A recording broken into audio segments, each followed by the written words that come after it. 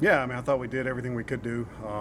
Obviously, we want to vie for national titles and compete for trophies, and we were able to do that. I think that obviously the star of the show was Florence winning the 5K, getting a national championship under her belt, and she's worked very hard for that, and that was one of her dreams when she came here, and she got it done. So it was an awesome race to watch. But we had a lot of people step up. I think on our men's side, the distance medley relay was like 9th or 10th coming in. They got runner-up. That was a big 8 points. Then Prince in the 800 getting 4th place was huge. He wasn't supposed to score. So guys like that really stepped up. And then Isaac getting 2nd. Isaac was tied for 8th.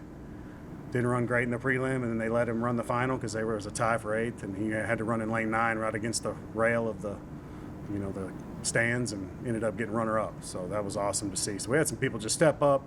High jump, long jump, Areva, Amdi really did well for the men. So I think our men really did everything they could, especially without James Dodsey, who was the number 160 guy that we held out. He's healthy. He's just not trained up to run at a national championship. So we wanted to make sure he was ready for outdoor.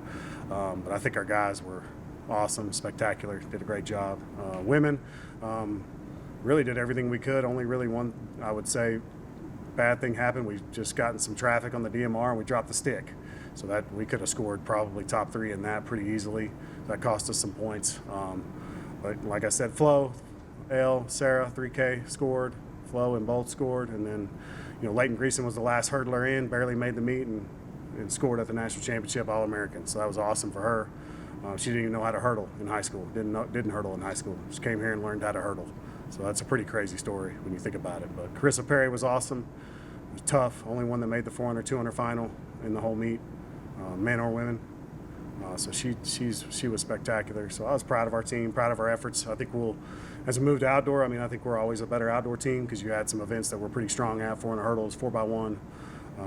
We're usually better just because we can train more consistently outside. So I'm looking forward to the outdoor season, and I think we can really improve on those finishes outdoor.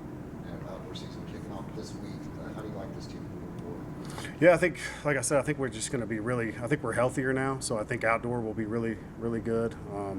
Always run good at home. We'll have a few home meets, and Texas Relays will be big for us. Azusa will be big for us. So we look forward to competing outdoor. And I think, like I said, with 400 hurdles, 3K steeplechase, and just some different events that are outdoor, 10K, someone like William, he's a 10K guy. He's a marathon guy. So he's not a 3K guy. He still scored, but he broke our school record, but he's built for that 10K, 5K outdoor. So I think guys like that and certain events will be better outdoor.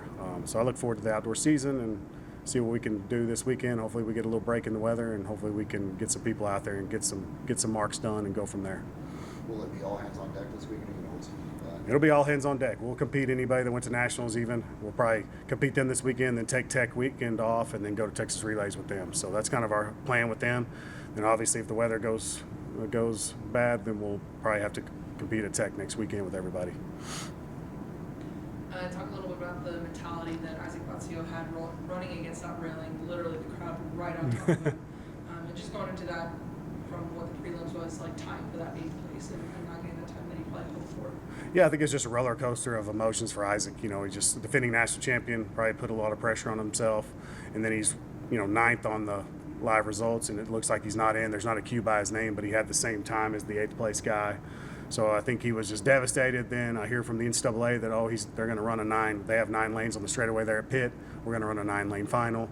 And, just to see his face light up, I don't think if he ran wherever he would have been happy. So I think he had a better attitude and just kind of went for it and was relaxed and just kind of nothing to lose. I'm the last one in the final, and then he ended up getting runner-up. So it's pretty cool to see. And he's an outstanding competitor, probably puts a little too much pressure on himself. So I think as we move into outdoor, just got to get him to relax a little bit. You think about these people from other countries, they're trying to compete at the Olympics. They're trying to make their 4x1 team. They got a lot of pressure on them from their home countries too. So, I think we just got to center ourselves on something else and just try to make sure that we're enjoying the sport too. So I think that's something he's got to do. Chris Perry broke the 54 mark in the 400, running in 53.87. Were you expecting that from her? Were you expecting her to break that 54? And what does that look like in the outdoor as she's trying to lower her time? Are you expecting her to break another number?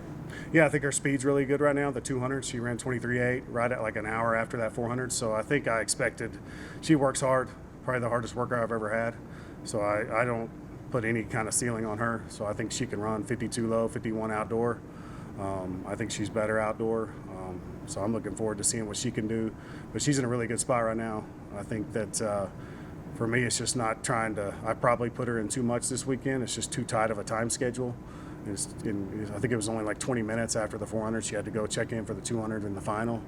It's just a lot for someone to handle. So outdoor, I think I need to be a little smarter as a coach and try to make them a little fresher, and that way we can score more, maximize our points as we're a little fresher. But I think she can contend for a national title outdoor, and then I think our 4x4 will be better outdoor, and I expect our 4x4 to be at the national meet outdoor, and she'd be a big part of that. So. Are there any outdoor events this season that you're expecting more out of than you did last year's outdoor season? I think men's 400 hurdles, Troy Weiss, defending national champion from Lincoln, won it for Lincoln last year. So I think he's going to be a big guy for us outdoor in 400 hurdles. And then we have a 400 hurdle girl, Timatope. She hasn't even run yet indoor.